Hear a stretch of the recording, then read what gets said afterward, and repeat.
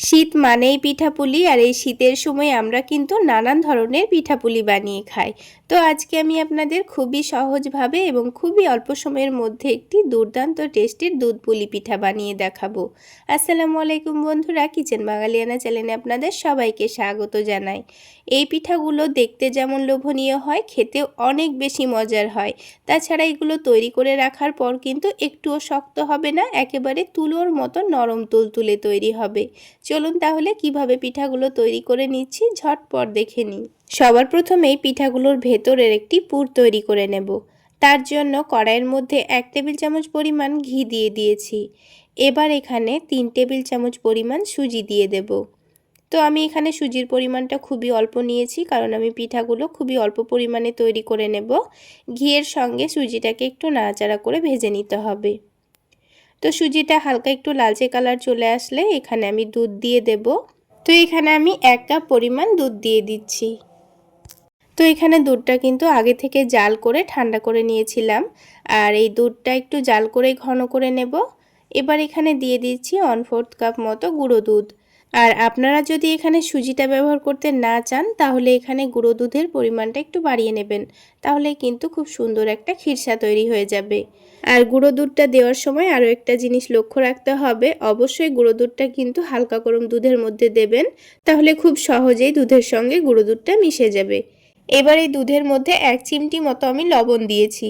তবে আপনারা যদি মিষ্টি খাবারে লবণ খেতে পছন্দ না করেন, তাহলে লবণটা বাদ দিতে পারেন। এবার ফ্লেভারের জন্য 2টো এলাচ, 1টা লবঙ্গ আর 1টা দারুচিনি দিয়ে দিয়েছি। সাথে অর্ধেকটা তেজপাতা দিয়েছি, আর এখানে 1/4 কাপ মতো গুড় দিয়ে দিচ্ছি। তবে আপনারা চাইলে গুড়ের পরিবর্তে চিনিও দিতে পারেন। তবে পিঠা যেহেতু তৈরি করছি, গুড় দিয়েই কিন্তু খেতে বেশি ভালো লাগে।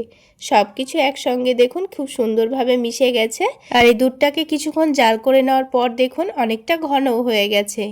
তো দেখুন এবার কিন্তু এটাকে এরকমই নরম করে আমি নামিয়ে নেব, কারণ এটা ঠান্ডা হয়ে যাওয়ার পর কিন্তু আরও অনেকটাই শক্ত হয়ে যাবে। তো এটাকে একটা প্লেটের মধ্যে নামিয়ে রাখছি। আর বন্ধুরা, এই দুধ পুলির মধ্যে কিন্তু আপনারা চাইলে নারকেলের পুরও ব্যবহার করতে পারেন। এবার এই খিরসাটা আমি এখন এক সাইডে রেখে দিচ্ছি।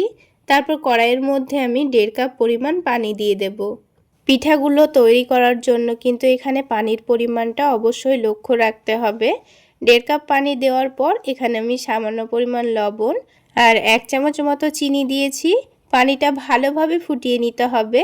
তারপর এখানে 1 কাপ পরিমাণ চালের গুঁড়ো দিয়ে দিয়েছি। এখানে আমি 1 কাপ পরিমাণ চালের গুঁড়োর জন্য 1.5 কাপ পরিমাণ পানি দিয়েছি। এবার এই চালের গুঁড়োটাকে ভালোভাবে নাড়াচাড়া করে নেব। তারপর যখন পানিটা ভালোভাবে টেনে নিবে, তখন এবার এটাকে ঢাকনা দিয়ে আমাদের ঢেকে রেখে দিতে হবে, যতক্ষণ না পর্যন্ত এটা ঠান্ডা হচ্ছে। আর এটা ঢেকে রেখে দিলে কিন্তু এই চালের গুঁড়োটা খুব সুন্দর সেদ্ধ হয়ে যাবে। আর এই চালের গুঁড়োটা খুব সুন্দর সেদ্ধ হলে কিন্তু পিঠাগুলো অনেক বেশি নরম তুলতুলে তৈরি হবে।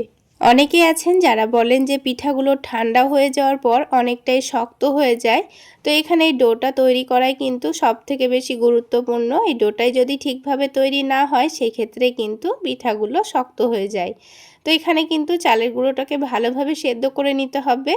তো চালের গুঁড়োটা 10 মিনিট ঢেকে রাখার পর যখন হালকা একটু ঠান্ডা হবে, মানে পুরোপুরি ঠান্ডা করা যাবে না, হালকা একটু ঠান্ডা করে নেওয়ার পর এটাকে ভালোভাবে মেখে নেব। তো এই ডোটা যেন হাতে সহ্য করা যায় এরকম ঠান্ডা করে নিতে হবে। তারপর এটাকে হালকা গরম থাকা অবস্থায় ভালোভাবে মেখে নিতে হবে।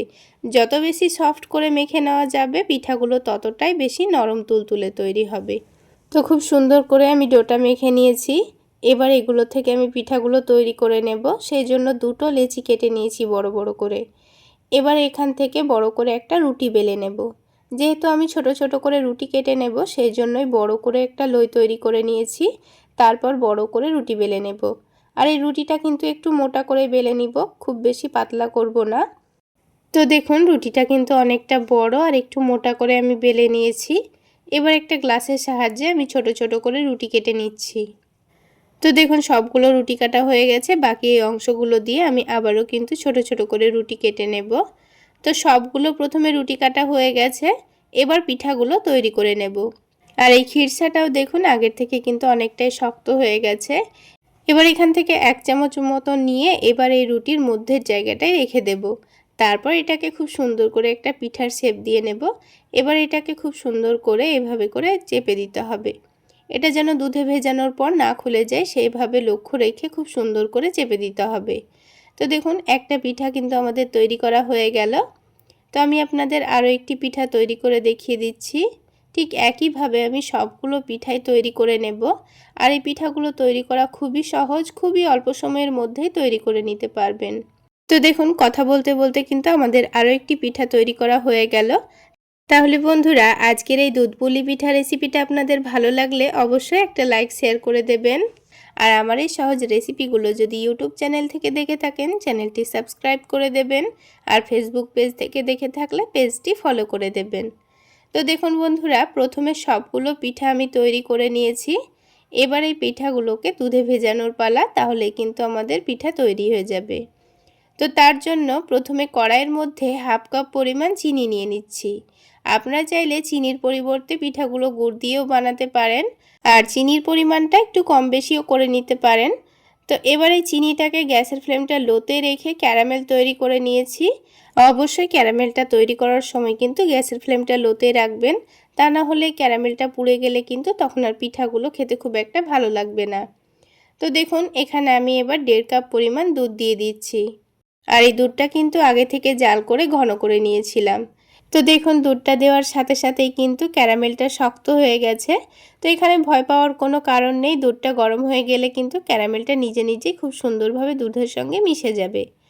আর দেখুন দুধটা খুব সুন্দরভাবে ফুটেও এসেছে। এবার এখানে ফ্লেভারের জন্য এলাচ, লবঙ্গ, দারুচিনি আর একটা তেজপাতা ছিঁড়ে দিয়ে দিয়েছি। তারপর দুধটা আবার একটু ভালোভাবে ফুটিয়ে নিয়ে গ্যাসের ফ্লেমটা কমিয়ে দিয়েছি। তারপর এখানে পিঠাগুলো দিয়ে দিচ্ছি। সবগুলো পিঠা দেওয়া হয়ে গেলে আবারও গ্যাসের ফ্লেমটা বাড়িয়ে দিয়েছি। এখন কিন্তু এই মুহূর্তে নাড়াচাড়া করা যাবে না। এটা যখন একটু ভালোভাবে ফুটে যাবে তখন এটাকে আলতো হাতে নাড়াচাড়া করে নেব।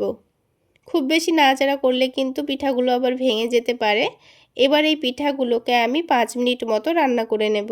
আর এই 5 মিনিটের মধ্যেই কিন্তু পিঠাগুলো খুব সুন্দরভাবে সেদ্ধ হয়ে গেছে। তো দেখুন পিঠাগুলো নামিয়ে ঠান্ডা হয়ে যাওয়ার পর আমি আপনাদের দেখিয়ে দিচ্ছি। দেখুন এখন কিন্তু পিঠাগুলো পুরোপুরি ঠান্ডা হয়ে গেছে। আর এই পিঠাগুলোর কালারটাও দেখুন কতটা লোভনীয় হয়েছে। আর দুধটাও কিন্তু আগের থেকে অনেকটাই ঘন হয়ে গেছে। আর বন্ধুরা পিঠাগুলো রান্না করে নিয়ে 2 ঘন্টা মতো আমি রেস্টে রেখেছিলাম। আর এই পিঠাগুলো কিন্তু ঠান্ডা ঠান্ডায় খেতে বেশি ভালো লাগে। যদি রাত্রে বানিয়ে সকালে খাওয়া যায় তাহলেও কিন্তু আরও অনেক বেশি টেস্টি হয়।